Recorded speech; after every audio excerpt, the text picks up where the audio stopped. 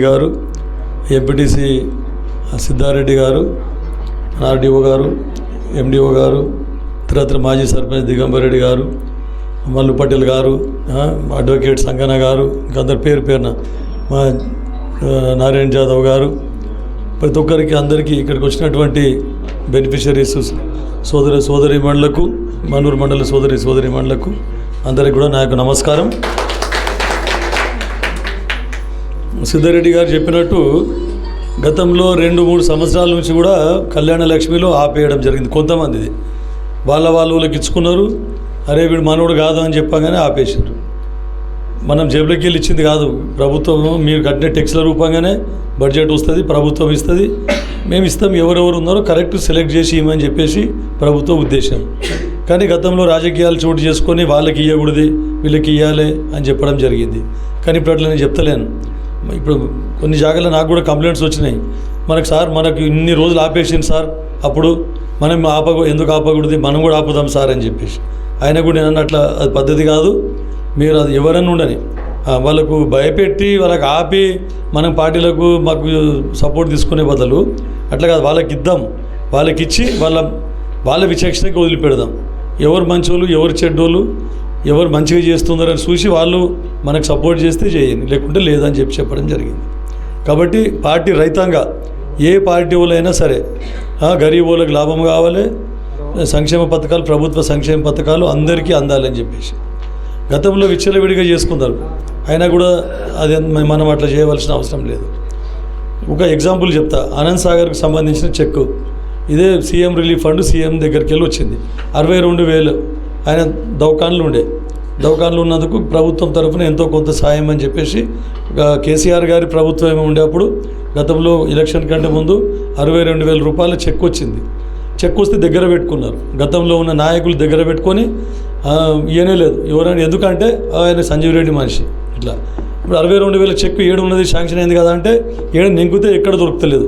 కనీసం చెక్ ఇస్తే టైం అయిపోయినా కూడా మళ్ళీ కొత్త చెక్ చేపించుకొని వచ్చి వాళ్ళకి 62,000 రూపాయలు ఇస్తే ఆర్థికంగా ఆదుకునే వాళ్ళు అవుతామంటే ఇప్పటి వరకు చెక్ దొరుకుతలేదు. అది గతంలో ఇట్లా జరిగింది.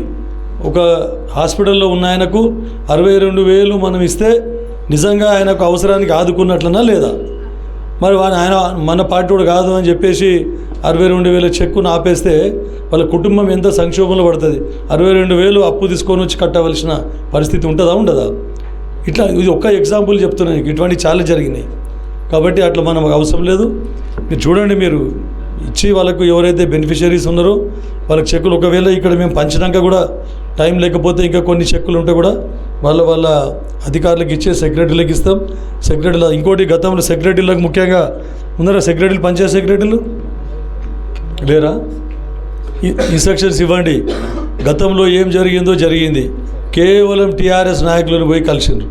అట్లా కాదు, ఏది ఉన్నా ప్రభుత్వ సంక్షేమ పథకాలు ఉంటే ఊర్లో సాటింపు చేయమని చెప్పండి ఫస్ట్, అందరికీ తెలిసే విధంగా. ఇప్పుడు కూడా కొన్ని ఎస్సీ కార్పొరేషన్కి వెళ్ళి ఫండ్స్ కంకి మండలంకి వెళ్ళి నాకు ఇప్పుడే ఫోన్లు వచ్చినాయి.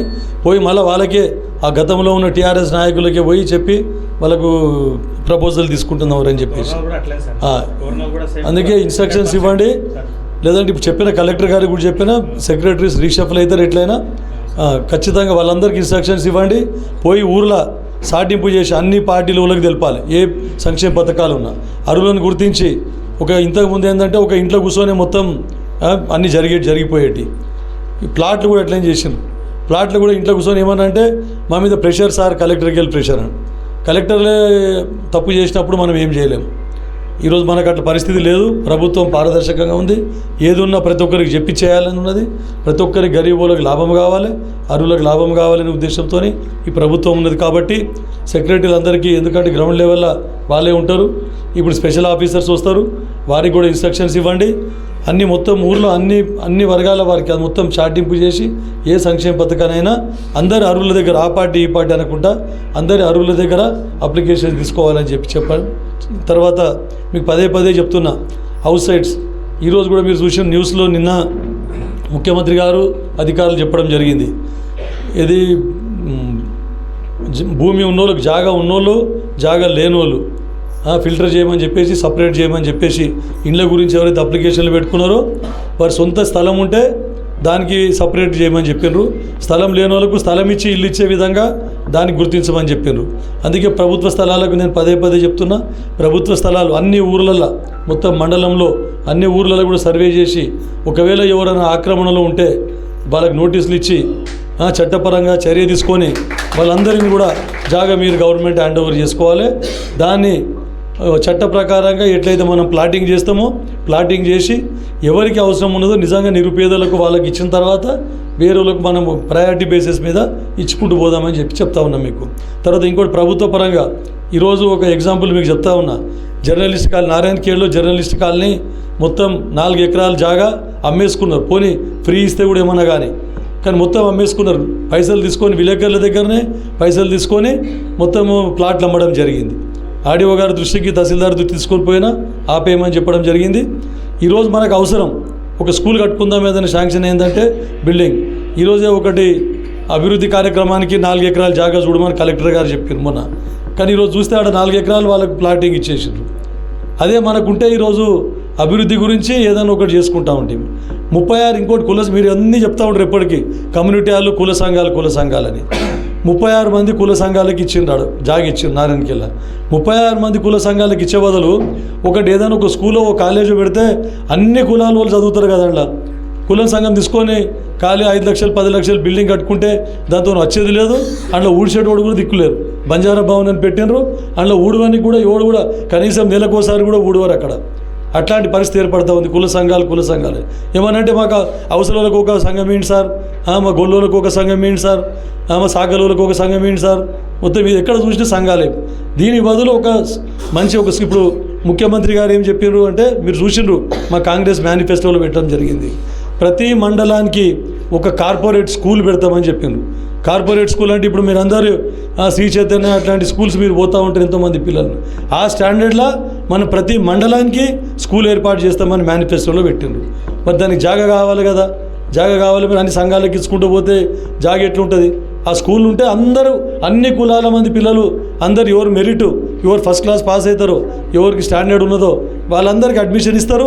ఇంకా కూడా మంచి టీచర్లు మంచి లెక్చర్ని పెట్టి హాస్టల్ పెట్టి వాళ్ళందరికీ కూడా మంచిగా ట్రైనింగ్ ఇస్తే మంచి వాళ్ళు కూడా ఐఏఎస్ ఐపీఎస్ మంచి గ్రూప్ 1 ఆఫీసర్స్ అందరూ అయిపోతారు. వాళ్ళు ఆర్డీఓలు కానీ ఇట్లా జాయింట్ కలెక్టర్లు కానీ ఎంతోమంది ఎన్నో ఉద్యోగాలు వస్తాయి. మరి కుల సంఘం పెట్టుకొని ఏం చేస్తాము? అయితే ఫంక్షనే మస్తు ఫంక్షన్ హాల్స్ అయిపోయినాయి ఈరోజు రేపు. కుల సంఘాల గురించి ఎక్కువ పట్టించుకోకుండా ఎక్కువ మటుకు నేను చెప్తా ఉన్నా మీకు. అట్లాంటి కోపం రాగలదు అన్ని కులాలకు. ఏం సార్ ఈసారి ఎమ్మెల్యే వచ్చినాక ఇట్లా మాట్లాడుతున్నాడని చెప్పేసి ఒక్కొక్క విధానం ఒక్కొక్క తరా ఉంటుంది. నా విధానం ఇది. 10 మందికి ఉపయోగం ఏది కావాలి. కులాల పేరు మీద ఇప్పుడు 36 కుల సంఘాలకు 10 లక్షలు అంటే 3.5 కోట్లు. 3.5 కోట్లు ప్లస్ జాగా 10 గుంటలు అంటే ఒక ఎకరం అనుకోండి. ఎకరంన్నర. మరి ఆ జాగాలో వేరేదైనా స్కూల్ కట్టుకోవచ్చు కదా. అట్లాంటి కార్యక్రమాలు అడగాలి. కానీ సార్ మాకు సంఘం సార్, మాకు సంఘం సార్ అని దయచేసి అనకండి అని మీకు చెప్తా ఉన్నది. తర్వాత మేనిఫెస్టో గురించి చెప్తే మా సోదరుడు అడ్వకేట్ సంగన్న గారు చెప్పడం జరిగింది. రైపల్లి కాడ ఏది షట్టర్స్ ఫిట్ చేసి సింగూరు నీళ్ళు ఆపే విధంగా. ఇప్పుడు అది నాకు గుర్తొచ్చింది. అందుకే అది అవుతుందా పోతుందా దాన్ని సర్వే చేపిస్తాం. ఎందుకంటే సింగూరు నీళ్ళు హరీష్ రావు గారు అప్పుడు మనకు ఇల్లీగల్గా ఒక జీవో లేకుండా ఏం లేకుండా సింగూరు ఫస్ట్ ఎండిపోయింది, రెండోసారి ఎండిపోయింది. మొత్తం ఉన్న నీళ్ళు మొత్తం కిందికి వాళ్ళకు ఇది మిడ్మానేరుకు తీసుకొని పోవడం జరిగింది. మన రైతులు చెరుకులు ఎండిపోయినాయి ఎన్నో ఎకరాలు, 100,000 ఎకరాలు చెరుకులు ఎండిపోయినాయి. అప్పుడు మనమందరం ధర్నా చేసినాం. అయితే అట్లా కాకుండా ఇటువంటిది ఇది మనకు చాలా ఉపయోగకరం. నేను కూడా ఎన్నోసార్లు చెప్పిన, నేను ఎలక్షన్లలో కూడా మన ప్రభుత్వం వస్తే ఖచ్చితంగా దాన్ని అవుతుందా సాధ్యమా కాదా చూసి సాధ్యమైతే ఖచ్చితంగా చేపిస్తానని కూడా చెప్పడం జరిగింది. కానీ దానికంటే ముందు ఆర్డీఓ గారికి ఒకటి రిక్వెస్ట్ ఏంటంటే మేము రైతుల దగ్గరికి ఎన్నో జాగాలో పోయినాం సార్. మేము ఏది మాంజీరా బెల్ట్లో ఎక్కడో పోయినాం చాలా గ్రామాలలో. ఫస్ట్ మనకు ల్యాండ్ అక్విజిషన్ ప్రకారం ఏదైతే ఉన్నదో 29 TMCకి సింగూరు ప్రాజెక్టులో అప్పుడు భూములు మునగడం సబ్మర్జన్ ఆఫ్ ల్యాండ్స్కి కాంపెన్సేషన్ ఇచ్చిండ్రు. అయితే ఇప్పుడు ఏమైపోయిందంటే సిల్ట్ మొత్తం పేరుకొని పోయి చాలామంది ఒక ఎకరం ఒక పట్టేదారుకు సంబంధించి ఒక 5 ఎకరాల ముంపుకు గురైతే ఈరోజు వాళ్ళది 6 ఎకరాలు 7 ఎకరాలు కూడా ముంపుకు గురవుతూ ఉన్నది. ఎన్నోసార్లు మనకు రైతులు ఆ పోతే విలేజ్లోకి పోతే నా దృష్టికి తీసుకురావడం జరిగింది. అయితే గతంలో శరత్ గారు కలెక్టర్ ఉన్నప్పుడు కూడా వారికి చెప్పిన, కాకపోతే ఇప్పుడు మా ప్రభుత్వం వచ్చింది, తమరు చూసి ఒకవేళ రైతులు కూడా మీరు ఎక్కడెక్కడ భూమి ఎక్కువ మునిగిపోతున్నదో అప్పటికంటే మీకు భూమి పోయి పైసలు వచ్చిన లేపుకున్న పైసలు వచ్చిన వాళ్ళకు ఇంకా ఎక్కువ భూమి కింద ముంపుకు గురైతే అటువంటిది మొత్తం తహసీల్దార్ గారి దృష్టికి తీసుకొని రండి. ఒకవేళ ప్రభుత్వంతో చర్చించి సాధ్యాసాధ్యాలను చూసి ఇంకా మిగతా ముంపుకు గురైన ప్రాంతానికి ఏ విధంగా కాంపెన్సేషన్ ఇవ్వడమా, లేకుంటే దానికి ఏ విధంగా అయితే ఆ సొల్యూషన్ సాల్వ్ అవుతుందని చెప్పేసి మీరు అన్నారు. ఇప్పుడు షెటర్లు బిగిస్తే దానికి ఇంకా ఎక్కువ ముంపుకు గురయ్యే ఛాన్స్ కూడా ఉన్నది. కాబట్టి సాధ్యాసాధ్యాలను బట్టి దాన్ని కూడా ఖచ్చితంగా నెరవేర్చే విధంగా కృషి చేస్తామని చెప్తూ, అన్నీ మీరు సామరస్యంగా ఉండి ఊర్లో గొడవ పడకుండే, ఆ పార్టీ ఈ పార్టీని కొట్లాడుకునకుండే, మీ పోయినసారి వాళ్ళ పార్టీ వాళ్ళకే చేసుకున్నారు. ఇప్పుడు అట్లా కాదు, బీదోళ్ళకి ఫస్ట్ చేస్తాం, అయినాక అన్ని పార్టీలకు కూడా చేస్తాం. చేయమని మాట లేదు. మా ముఖ్యమంత్రి రేవంత్ రెడ్డి గారు కూడా ఏం చెప్తున్నారంటే అందరికీ, ప్రతి ఒక్కరికి అర్హులందరికీ న్యాయం జరగాలని చెప్పేసి చెప్తా ఉన్నారు. ఇంకా కూడా మనకి ఇప్పుడు ఈరోజే కాకుండా ఈ చెక్కులు ఏవైతే ఉన్నాయో ఇంకా కూడా కొన్ని పెండింగ్లో ఉంటే ఎప్పటికీ రొటీన్గా అవన్నీ కూడా ముందు తొందరగా మీకు వచ్చే విధంగా ఎప్పుడు కూడా 2 సంవత్సరాలు పెండింగ్ కాదు కదా, కనీసం 6 నెలల వరకు కూడా పెండింగ్ పెట్టమని చెప్పేసి ఎప్పటికప్పుడు క్లియర్ చేస్తూ ఉంటామని చెప్పేసి చెప్తూ చెక్కుల పంపిణీ కార్యక్రమం చేస్తాం. మేము మిస్ కాకుండా తీసుకోండి. కొన్ని ఏమైనా ఉంటే కూడా, లేకపోతే తర్వాత వచ్చి ఆ సెక్రటరీలతో ఎవరితోనైనా మీరు కలెక్ట్ చేసుకోండి. ఇంతకుముందు ఏం జరిగిందంటే ఎమ్మెల్యే తీసుకొని పోయి ఎమ్మెల్యే ఇంట్లో పెట్టుకున్నాడు. ఎమ్మెల్యే క్యాంప్ ఆఫీస్లో పెట్టుకొని వాళ్ళని తోలుకరాప వాళ్ళను తోలుకొస్తావా లేదా, వాళ్ళు అస్తి ఇస్తా, లేకుంటే కండువ వేసుకుంటూ ఇస్తా, మా టీఆర్ఎస్ పార్టీలో కలుస్తూ ఇస్తా, ఇవన్నీ చెప్పాను. అప్పటి అధికారులకు మరి అప్పుడు వాళ్ళకి తెలియదా లేక భయపడ్డారా తెలియదు. చట్ట ప్రకారము ఎమ్మెల్యే ఇంట్లో పెట్టుకోవాల్సి ఉండదు చెక్కులు. ఎమ్మెల్యేకి ఇచ్చే అధికారమే లేదు. ఎమ్మెల్యేకి అధికారమే ఉండదు, కేవలం అధికారులకే అధికారం ఉంటుంది. కానీ ఎమ్మెల్యే తీసుకుపోయి ఇంట్లో పెట్టుకున్నాడు, పిలుచుకొని ఇచ్చాడు. నేను అట్లా అని చెప్తాను. నాకు కూడా మా కార్యకర్తలు అందరూ చెప్పినా అట్లా వద్దు, అట్లా చట్ట ప్రకారం పోదాం, పద్ధతి ప్రకారం అధికారుల దగ్గరనే ఉంటాయి. తహసీల్దార్ దగ్గరనే ఉంటుంది, లేకుంటే ఆర్డీఓ గారి దగ్గర ఉంటుంది, లేకుంటే సెక్రటరీ గారి దగ్గర ఉంటుంది. మీరు ఖచ్చితంగా పోయి కలెక్ట్ చేసుకోండి అని చెప్పేసి మీకు చెప్తూ, ఇక గతంలో మీకు మా వాళ్ళకి సతాయించింది కానీ మేము మీకు సతాయించదలుచుకోలేదు. మీకు సతాయించకుండా మీకు ఏం కష్టపెట్టకుండా, ఎందుకంటే అందరికీ చేయాలనే ఉద్దేశం ఉన్నది మాకు. రేపటికి మారొచ్చు, ఇక్కడ వాళ్ళు అక్కడ మారుతారు, అక్కడ వాళ్ళు ఇక్కడ మారుతారు, అదేం కాదు. కానీ ప్రతి ఒక్కరికి కూడా అర్హులకు అన్యాయం జరగకుండా ప్రతి ఒక్కరికి న్యాయం చేసే విధంగా కృషి చేస్తాం. దానికి అధికారులందరూ, మా కార్యకర్తలందరూ కూడా సహకరించాలని చెప్పేసి కోరుతూ ముగిస్తున్నాను.